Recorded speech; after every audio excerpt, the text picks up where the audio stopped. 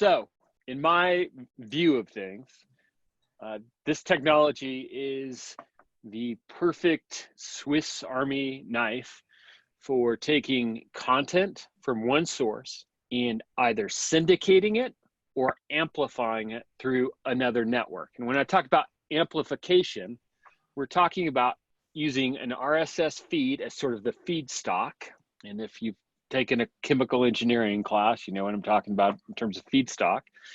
And we're going to repurpose it, and we're going to, because of Wayne's great insights in terms of what he's done developing this platform, we can filter it, we can spin it, and we can template it, and then we can add in monetization through tokens, or I call them money hooks.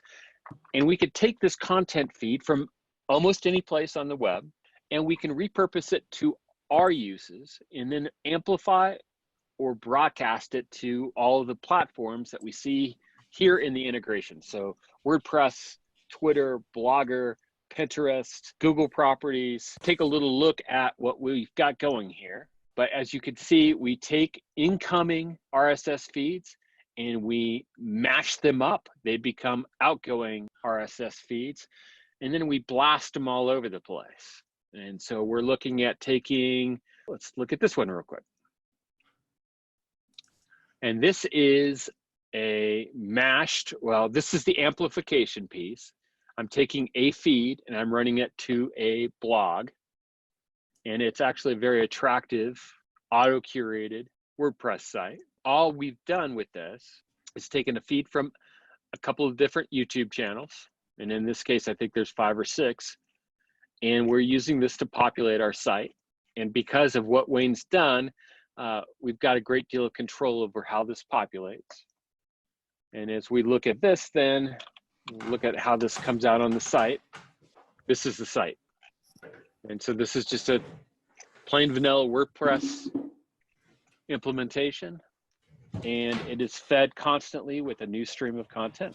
And right now it's generating pretty good traffic. And as you probably noticed, I don't have any amplification behind this setup yet. That's essentially what we're talking about. Very simply, taking a stream of content, modifying it, spinning it, monetizing it, and then putting that out in the universe, whether that's through a network of Twitters. I'm not a Pinterest guy, but obviously Pinterest is a great target platform for this sort of work.